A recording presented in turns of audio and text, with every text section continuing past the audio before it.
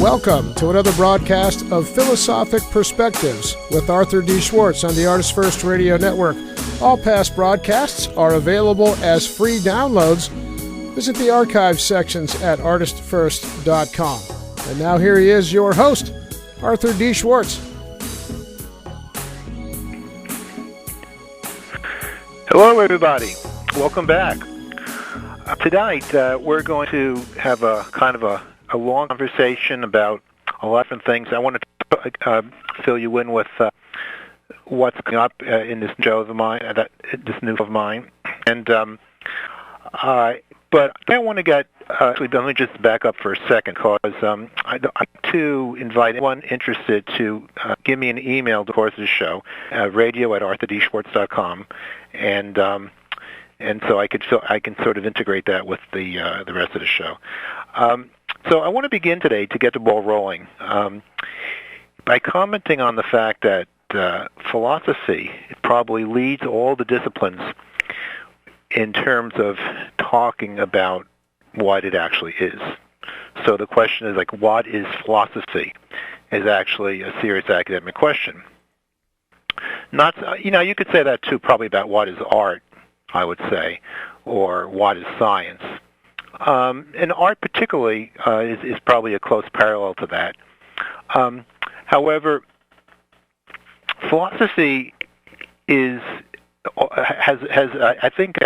the lead position here in this question, because if I ask you, what is life? What is life? Is that a philosophical question, or let's say, is it a scientific question? What is life? Well, you might be inclined to answer, well, in the old days, that was maybe a philosophical question, but now we know with so much more in science about what life is and how it's maintained and how it's distinct from things that aren't living. And so maybe today it's more of a scientific question rather than a philosophical question. But is that really the case? What is life? You can start checking off all the different things that are different between what's a living thing and a non-living thing. And then the question is, will you then at that point really know what life might happen to be? I had a friend who was a scientist, and I remember him telling me that viruses it's kind of the borderline between life and not life, living and not living, because a virus, according to what he was telling me, it cannot subsist on its own. So if it can't subsist on its own, it's not considered to be life. It's a fragment of life or something like that. So what is life might be a paradigm for the question of what is philosophy. Because what we really do in philosophy is to try to fill in the spaces that the other disciplines don't really have. So there's a philosophy of science, there's a philosophy of art, there's a philosophy of education, and all those things. But what is the philosophy? What is that about? And I think it does come down to this whole question of meaning. And meaning is something very, very human, or shall I say, something rational or conscious, or it's something that we bring into a picture. Reframing is very much apropos in terms of getting into the subject, because reframing is a way of looking at something. So the old saw, are you a glass half empty or a glass half full person? Well, that's a very important question, because it changes the whole picture. Yet it's the same glass, the same amount of water, same thing. But if if you look at the glass half full or glass half empty, or if you look at your situation as being, you look at the bright side as opposed to the dark side or the bad side, it changes everything. And so this something that's not really anything really turns out to be a lot.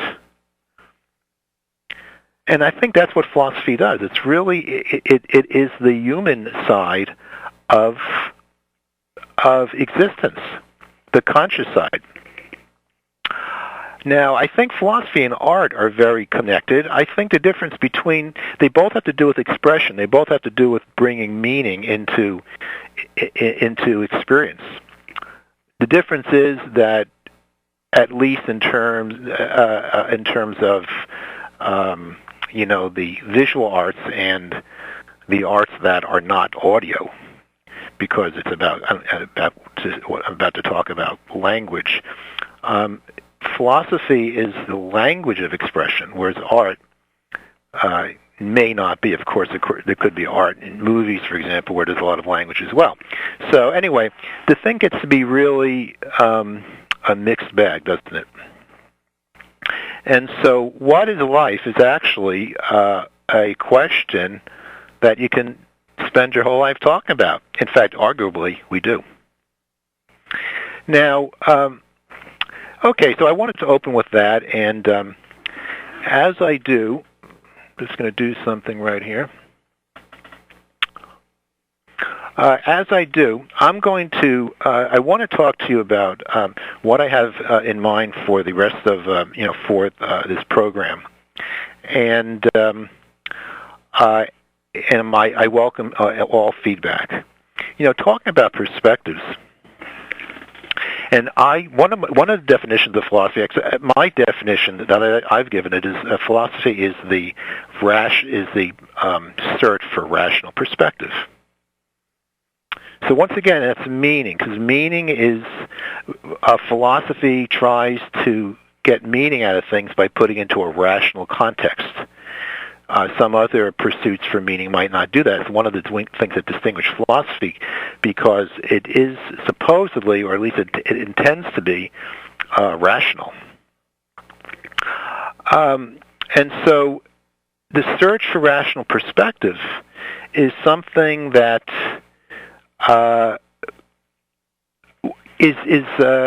can go in all kinds of directions, because the question then becomes, what is rational?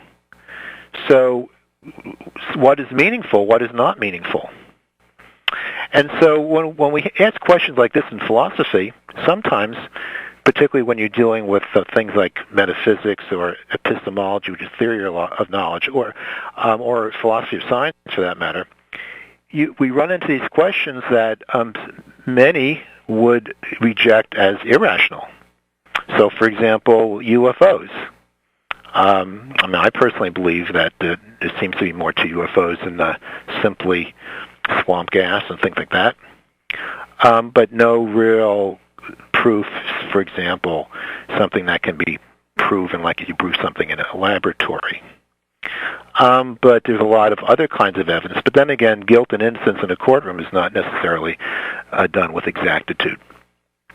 And we convict people on probably evidence that is certainly persuasive, but not necessarily scientific. And so when you talk about perspective, a rational perspective, don't we have to ask these questions?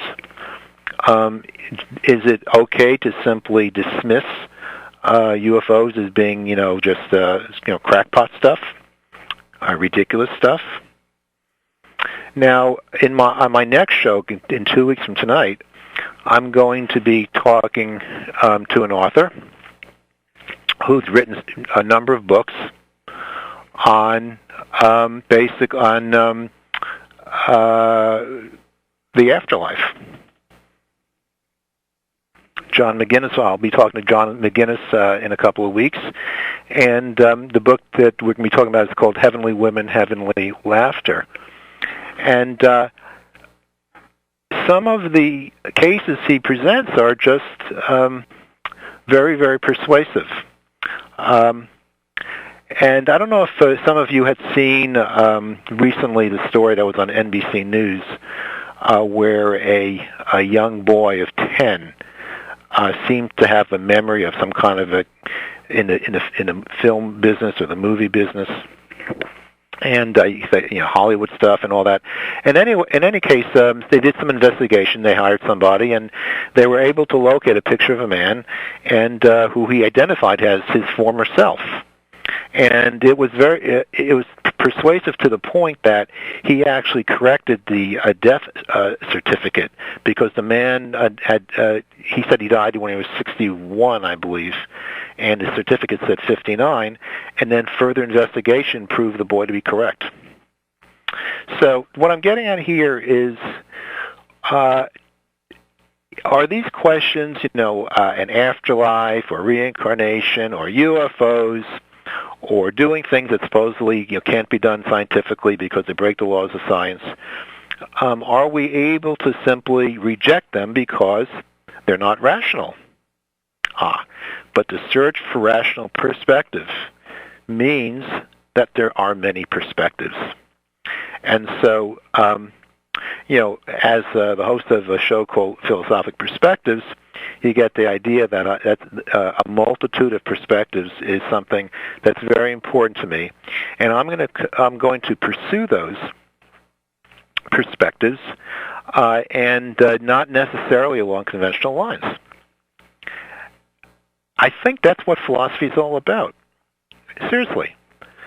Is philosophy only about just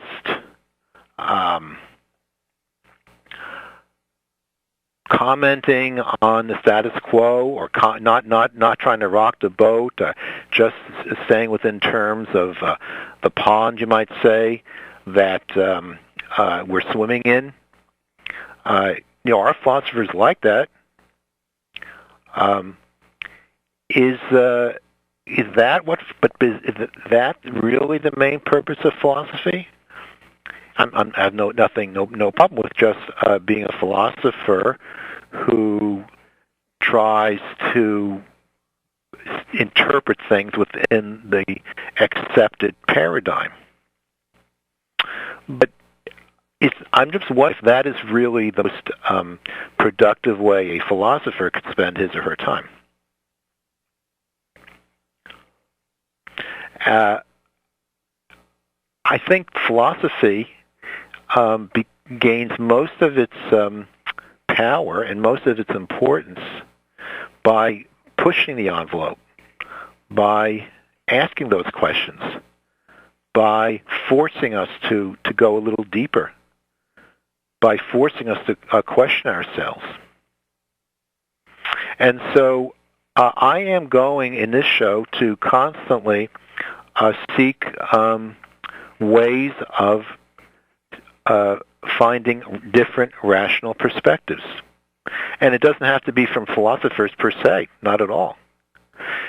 With the definition, or I wouldn't say definition, the description of what philosophy or philosophical activity is, coming from what I just said, a philosopher, can certainly be a novelist, or a filmmaker, or a poet. And isn't it true that all of us to some degree we wear many hats? And so I don't think it's necessarily fitting to be afraid to think of yourself as a philosopher in life, in everyday life, to ask hard questions, to be unafraid of stepping outside the box, as it were. And I think that's the most. I agree with Socrates. The unexamined life is not worth living. And so, in that vein, I think philosophy helps us live life better. So, I'm going to take in just hold on, Scott. I'm just going to wait a minute here, but I'm going to take a break, and when we come back, I'm going to be talking about some of the avenues I'm now pursuing in terms of finding guests who would be appropriate for this show. And I invite anyone who might be hearing me right now to pipe in with your suggestions. Once again, I'm at radio@arthurschwartz.com. Okay, so we'll take a break now and stay right where we are. I'll be right back.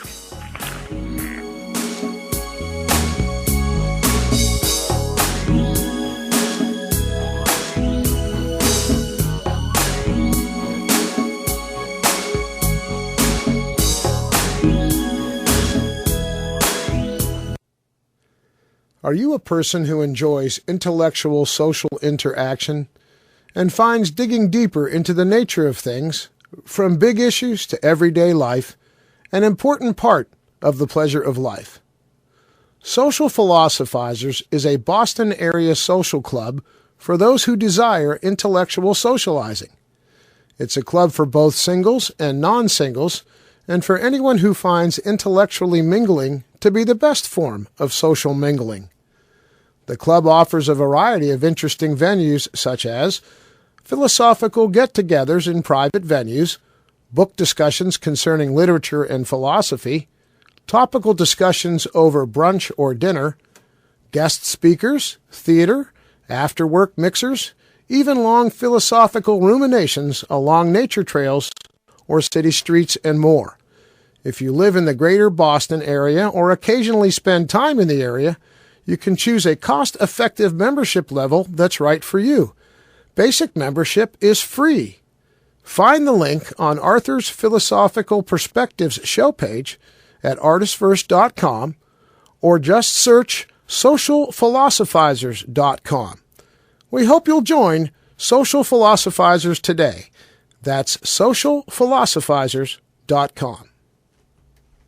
This is George Thorogood of the Destroyers, and you're listening to ArtistFirst Radio.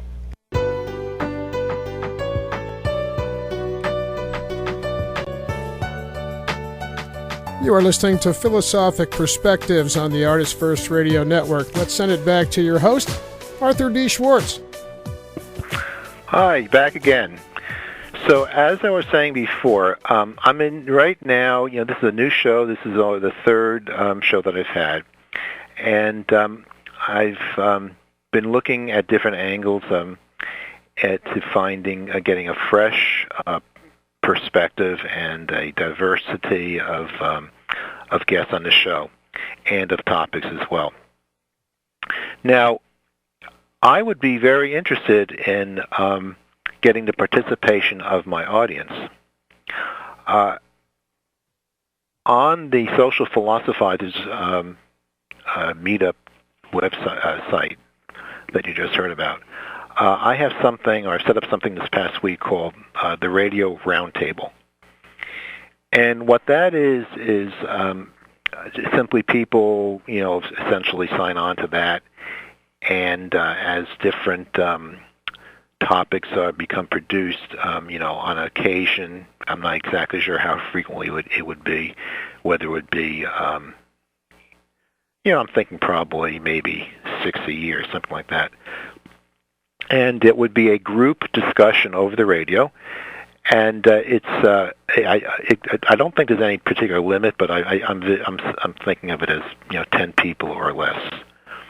And even though the Social Philosophizers, you can reach it by the address just as using the domain socialphilosophizers.com. That's all you need. It'll take you to the site.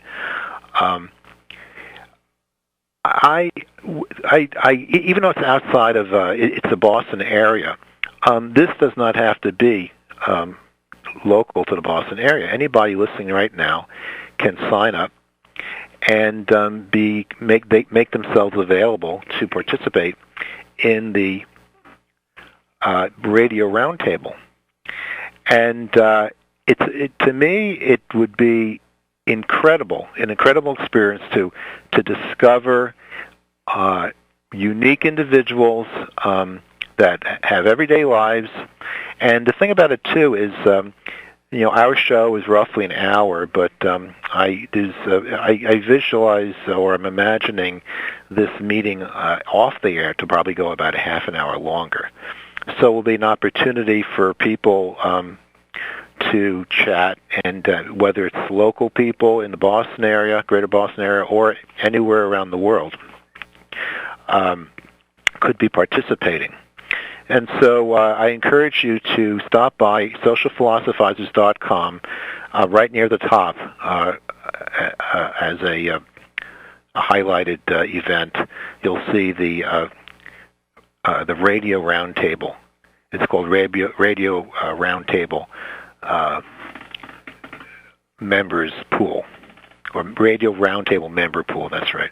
So and so that's something you want to take a look at. But of course, outside of that, I'm looking for people who would be my guests. I had a guest last week. Fred Loeb was my guest, and I really enjoyed that. We talked about the Eastern philosophy and the concept of the self. And I think there are lots of people out there who have something to share. And so I want to hear from you. And I think it would be something extremely unique and exciting and worthy of pursuit on all counts by everyone. I think it would be an experience that would be something really quite special. And so I know you're out there. I know it. So just feel free to contact me at radio at @schwartz.com, or you can go on to the Social Philosophizers website and or go on to Meetup. You can connect with me that way as well. But probably radio at arthurschwartz.com is probably the easiest way to do it. Now, having said that, I want to talk about some of the things I am going to pursue. I must say, I really, the idea of being fascinated with things like UFOs or conspiracy theories or suppressed inventions just fascinates me. And it's funny because I haven't really been that way my whole life. I would say about maybe the past 10 years it's kind of captured my imagination. And I do believe it is very fertile territory for philosophy because it's a constant challenge to our beliefs. Isn't that what it's all about? It doesn't mean that every conspiracy theory out there is correct, because I'm sure that, obviously that's certainly not true. But some almost certainly are or have some truth to it. And just think about the history of humankind and how we've changed. We're in Social Philosophizers. I have a study group that is called the Singularity study group about basically about Ray Kurzweil's book and other thinkers in the area, futurology, and when you look at the advance of science over the past, I would say 100 years, but really over the past, that's just the thing about it. It's over the past 10 years. That's the whole idea of the singularity is just accelerating. Change is accelerating. And how now we're becoming accustomed to rapid change. And yet even now, we have the naysayers who just say, oh, no, that's not possible. What you're saying can't be right. It doesn't make any sense. And constantly, they're being, cast aside because because it becomes irrelevant, because change is happening. That is one thing I do like about Kurzweil's book, is because he's a scientist, but he seems to be part of what makes the singularity concept tenable. Is because things are changing so fast. So he's building into his structure the need for change, and the things that can't be done can be done because paradigms are constantly changing. I'm not suggesting that he's going to say that going to buy into some of the things that I've been saying. But the thing is that he does see a quickening of the need to reframe our paradigms, and that's what basically what makes it possible. It's the acceptance of a change in paradigm is built into the whole theory of the singularity, or the technological singularity. So, to me, things that challenge belief is actually a call for philosophy. That's why I'm an optimist when it comes to philosophy. Even though the attendance in philosophy programs in colleges and universities is very low right now, it seems to be a quote unquote dying field because no one, it doesn't pay any money when you get out of school, and it's just it's very, and it's hard to get a job. It's hard to get a teaching position. There's just not a lot of philosophy going on, and yet in my view, I think I'm going to say it right now, there's going to be a rebirth in philosophy, because as the quickening continues, as rapid changes in every aspect of life continues, the need for philosophy only will become greater. I think we are heading into a renaissance when it comes to philosophy. So you've heard it here. That's my prediction. Of course, I'll probably be dead when that happens, but that's okay. I think philosophy is, and I know it actually has to be true, because if we truly just leave it all to the machines, and we do actually, in this the theory of the technological singularity, that basically we basically implode. We could basically almost like going through the event horizon. And if you know what that means, that's in terms of the physical singularity of black holes. What happens is the convergence between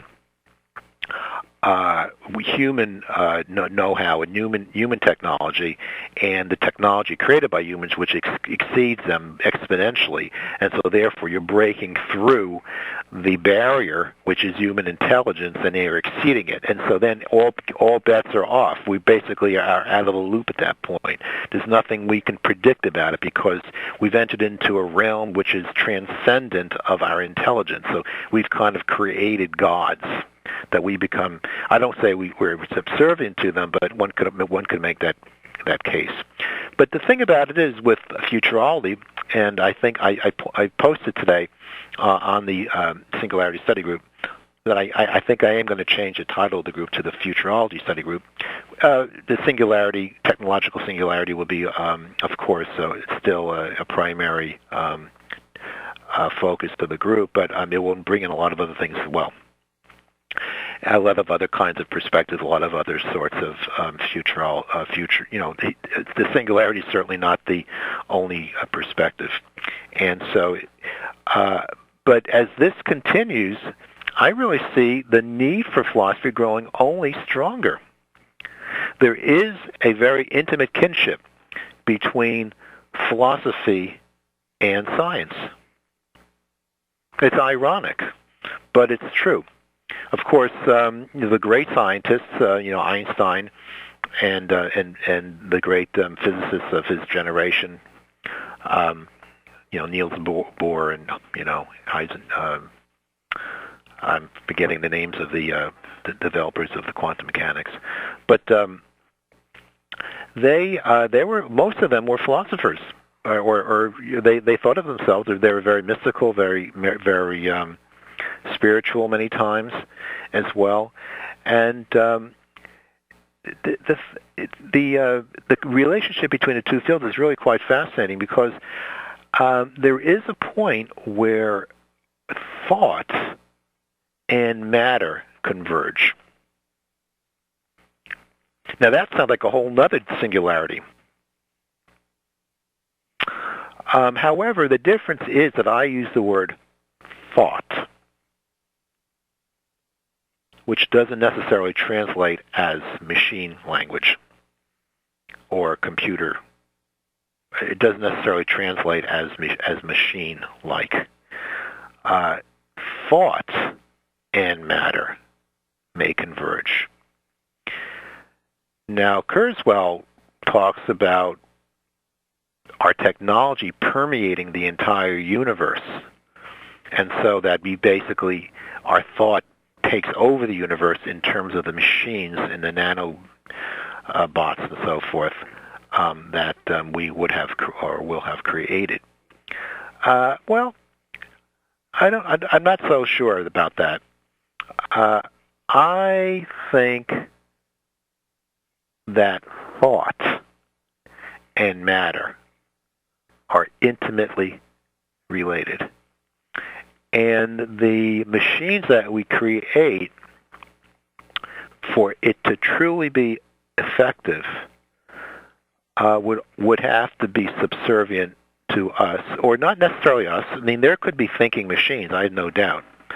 But that thinking would not be simply something that how do you kind of get to a loss? You kind of reach a loss of words, don't you?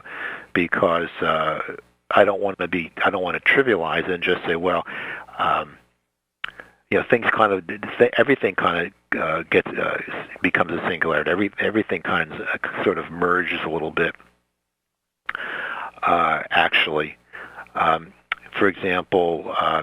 I think a machine could become truly conscious because it doesn't have to be a living. You can have something not living that can be conscious. The question is, what is consciousness? And so once you know what consciousness is, it doesn't necessarily have to be owned by a physical or by a biological body or by a living thing. However, I don't think consciousness and thought are equivalent to computation. I guess that's what I'm trying to say. That's where I think the singularity does not compute. Because it does not compute thought. Some people think it does because to them that's what thought is. There's no distinction. It's just a matter of magnitude. But I think that's very, very incorrect. And so I'm not talking about spiritual machines. I'm talking about spiritual. And so I'm actually talking off the cuff, but I believe that this is where we're going. I think if we can escape the singularity, if we can move through the event horizon of philosophy and science, then we really will have discovered a deeper spirituality in the future. And I do believe that is in our future. And by the way, the author that's going to stop by in a couple of weeks feels the same way because he actually, he commented to me that we have that in common. So I think in the future may look a lot like the past. Or should I say, the past could have been our future. And maybe there can be a convergence there. So I'm going to probably pick up on that when we get back. We'll take another break. And stay where you are. We'll be back shortly.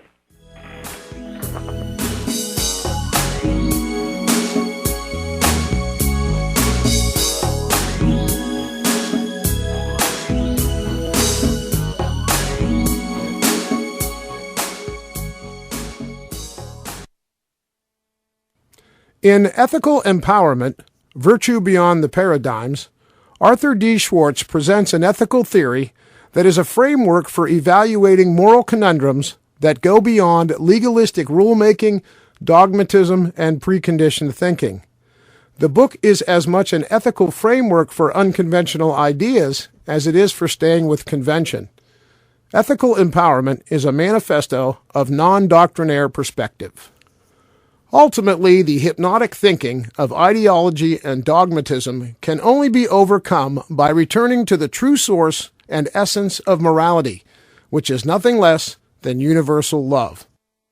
Discover how the philosophically liberating approach of the ethical empowerment can be applied to the range of ethical, social, and political controversy. Read about a plan to eliminate all political parties. Entertain the possibility of an overhaul of the patent system and its replacement with a system that rewards inventors while eliminating monopolistic control of patents and technological suppression. Many other transformative ideas are discussed in the book, including issues related to the monetary system, real estate, scientific paradigms, and a rational approach to conspiracy theory. While ethical empowerment will challenge your mind to consider new perspectives, the ethical challenge is always to keep the diversity, depth, and breadth of perspective within the boundaries of love. Ethical Empowerment is available at Amazon.com and most online booksellers in both print and e-book editions. When tornadoes raked the South, it was ham radio that was on the air, saving lives. As communities lay in ruins, it was the hams who let their families know their loved ones were safe. When the power and cell phones went out, the hams were there, helping rescuers get the message through. Wherever catastrophes strike, amateur radio is ready. Amateur radio works when other communications don't. Contact the ARRL, the National Association for Amateur Radio, on the web at emergencyradio.org. That's emergencyradio.org. This is Jennifer Ott of the Super Genius Show. Tune in on Thursday nights at 11 o'clock Eastern Standard Time, where I'll be chatting with a whole bunch of super geniuses. Are you a person who enjoys intellectual social interaction and finds digging deeper into the nature of things, from big issues to everyday life, an important part of the pleasure of life? Social Philosophizers is a Boston area social club for those who desire intellectual socializing. It's a club for both singles and non-singles, and for anyone who finds intellectually mingling to be the best form of social mingling. The club offers a variety of interesting venues such as philosophical get-togethers in private venues, book discussions concerning literature and philosophy, topical discussions over brunch or dinner, guest speakers, theater, after-work mixers, even long philosophical ruminations along nature trails or city streets, and more. If you live in the greater Boston area or occasionally spend time in the area, you can choose a cost-effective membership level that's right for you. Basic membership is free. Find the link on Arthur's Philosophical Perspectives show page at ArtistFirst.com, or just search socialphilosophizers.com. We hope you'll join Social Philosophizers today. That's socialphilosophizers.com.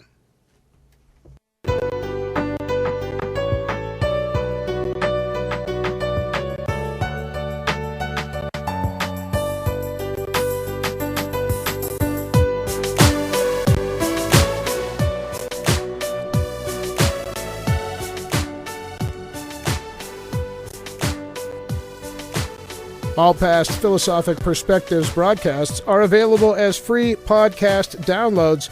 Visit the archive sections at ArtistFirst.com. Now back to your host, Arthur D. Schwartz. Hello, welcome back. So today we've been talking about what is life, what is philosophy, or what is life is perhaps a good question to come right after what is philosophy. As an exemplification of what is philosophy is the question of what is life. Does that make any sense? It makes sense to me. Now, so we talked about that, and we talked about my interest in getting my radio roundtable idea off the ground, so I can bring in people not only in the Social Philosophizer group, but anybody listening around the country or around the world. It's something that you can participate with. So take a look at socialphilosophizers.com. Social Philosophizers, spelled like philosophy, except take out the Y and put an IZERS. Socialphilosophizers.com, and you will see that part of the called the Radio Roundtable that I'm trying to develop. And also, feel free if anyone has written a book or has done work in interesting fields that generate interesting, stimulating perspectives that cause people to question certain paradigms or standard ways of thinking which may not necessarily be all that they're cracked up to be, or it's perhaps served a useful purpose, but now it's situations are such that things are changing. I'd like to hear from you. Now, speaking of perspectives, I did actually rent the DVD of Ayn Rand's Atlas Shrugged, the third one that was just produced. I don't remember the director's name. The movie just came out right after the New Year, I believe, and boy, it was bad. Now it's interesting, just to show you, I could not be more completely opposed to Ayn Rand. I don't really say that because, as I certainly talk about in my book often, is that I'm a love thy neighbor as thyself guy. In other words, I mean, loving yourself is as important as loving your neighbor. And when I go into all the different ramifications of that, the problem with Ayn Rand, it's only about the self. But actually, it's interesting because her book, the Atlas Shrugged, I found it's a 1,000-page novel. I'm sure many of you have read it. I thought it was a very entertaining novel. I actually enjoyed it, even though, like I said, I disagree with her tremendously, mostly because it's so imbalanced. But having said that, there are truths in what she has to say because, of course, rugged individualism and individuality is extremely important and is much needed. Perhaps more today than in the past. The thing about the book is, though, I noticed that I was getting more and more drawn into it as it went along. And this whole, the build-up for the John Gall character was, she did very well, I thought. But the movie went in reverse. The first one, I did rent all of them on DVDs, as it came out. And the first one I thought was the best, which I would give it a B. And then the second one wasn't as good. I would give that one a C. And this last one, I would just absolutely have to give an F. One of the most horrible films I've ever seen. It was so preachy. And the thing about it actually shows you that where I'm coming from when I talk about the interdependency between mind and matter, and the spirituality that is a unity as much as a diversity. That's to me, that's my philosophy. I think there's diversity, there is complete complexity, but there's also unity at the same time. And so that's why both ethical or political principles are correct, the socialistic or the libertarian. They both have something to say. They're both very important. And they're both wrong, they're both right. Now, the thing with Ayn Rand, though, you can see it in that last movie. I doubt that anyone has seen it that's listening to me, but maybe I could be wrong. Because I say that because very few people saw the movie. I understand. But the movie was bad because they were just the way they would exalt this whole idea of only for yourself. I mean, Ayn Rand actually had a book called The Virtue of Selfishness, and so this movie really poured it on. And of course, the Ayn Rand has been accused of writing cartoons, and it's certainly correct. She does. And this movie, of the three, was by far and away the most cartoonish. And they would just walk around spouting all this nonsense, and they had all these ridiculous scenarios where the government was collapsing because they were basically just interested in stealing away all profits from all businesses and giving it to the people, and it was just and so the country just completely imploded because it was being run like an insane asylum, and it was just a ridiculous film. And what it did, it actually extracted or abstracted the worst aspects of the novel and put it onto the screen. It was really an inverse relationship of the films progressively getting worse. So if there is something to be said for something really bad is really good, and so sometimes we watch things because they're so bad they're actually good because they are such starkly different than what you normally used to watching, and so for that I recommend it, I guess, in that respect, to see if you want to see a really big movie, watch Atlas Shrugged 3. It's the John Gall edition. Okay, so let me just hang on a second here. Now, let me just talk about a few things that I plan on doing in this for this show. I'm going to talk a little bit now about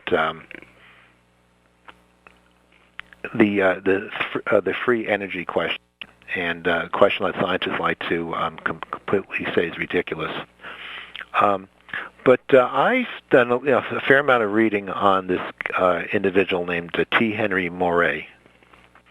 And he, in the 20s and 30s, created this machine, and it was witnessed by, I think his name is Harry Fletcher, or I'm not sure if I'm forgetting his first name, but Fletcher. And a well-known scientist. In fact, I'll get you his name right now. Let's see. I want to give the man credit. Fletcher, let's see. Harvey Fletcher.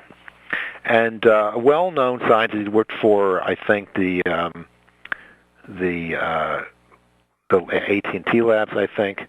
And he was renowned for many inventions, and both in the nuclear area as well as in many different disciplines in science.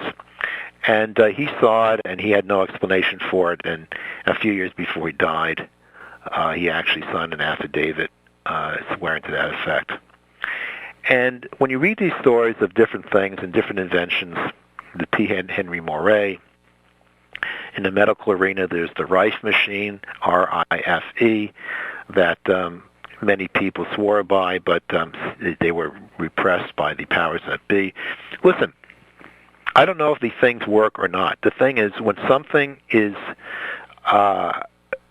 when the opportunity to test, when there is suppression, when there's repression, when there is violence, when there are all kinds of things that seem to prevent something from ever seeing the light of day, one has to be suspicious. And so all I'm saying is, let's investigate. Let's look. And what are we afraid of? And I don't really know if it's pure, if it's just money, or if it's psychological, or something else, or just money, of course, involves a lot of things too. It involves reputation, because if you're in the field and you don't want to rock the boat, so the money is in terms of your career. Some of the money could be in terms of course, the corporate interests that have a lot to lose. It's really funny. When the question comes up about companies buying out patents, and so the answer I usually hear is, well, why would they suppress a patent? They would just use it to which they're rich themselves. If they have a better product they can come out with this patent that they bought, why wouldn't they develop it? Well, it's very simple. Because some new inventions are not that are superior to the old may not be as profitable. Free energy, if it someday is proven, and I feel that it will be, in other words, the fabric of space and time has embedded within it energy, which I think is plausible, since it takes enormous amounts of energy to bend space and time. It would seem to me that whatever is being bent must have something akin to energy embedded within it. But I think that it will come to pass, and when it does come to pass, guess what? Where are the oil revenues going to go? So that's an example of a hypothetical invention that would not be very profitable for particular interests. It would be enormously profitable for the world, to free the world from energy dependency. It would be unbelievably profitable for the world, but not very profitable, for example, the oil companies.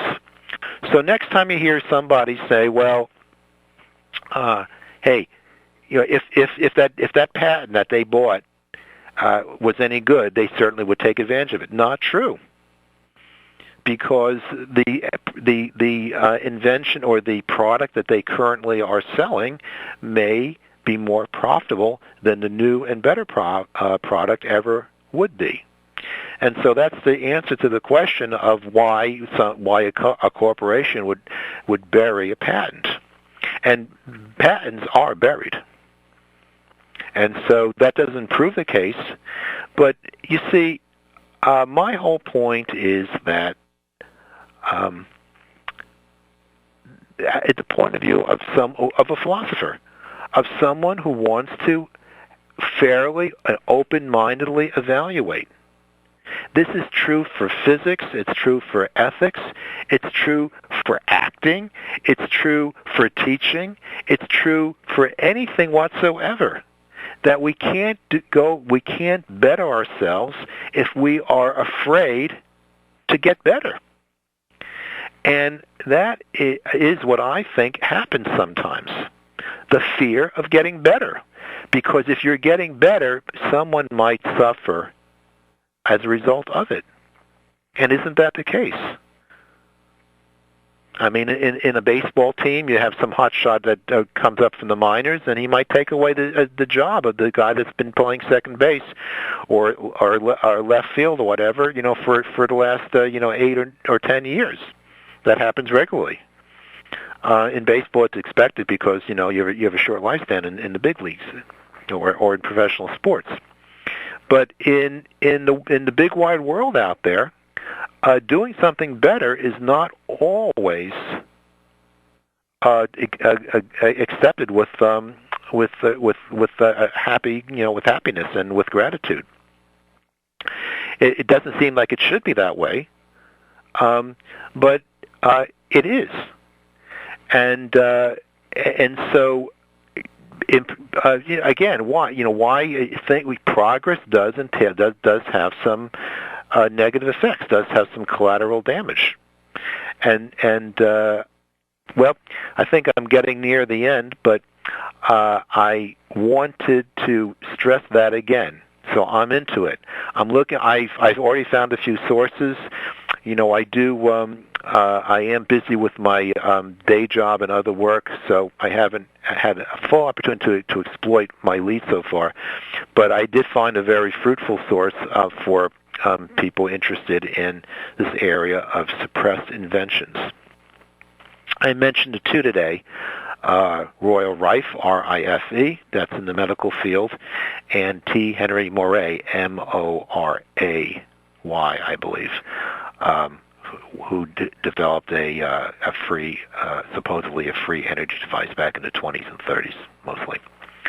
And so I want to remind everyone once again that I'm interested in hearing from you. Go to the socialphilosophizers.com site and see the section I have on the radio roundtable pool. Looking for people, you, to join me and others in roundtable discussions on the air. And if you're an author or are doing work in an interesting field, I'd love to hear from you as well. And so next week, let me just give you a fill-in for next week once again. Let me just get the information here. Yeah, I'm going to be interviewing John McGinnis, who the book that specifically that he's written is called Heavenly Laughter. It's April 15th, and he'll be I'll be talking with him for that hour, 10 p.m. Eastern, 7 p.m. Pacific time. So I think that about concludes tonight's broadcast. Thanks again for joining me.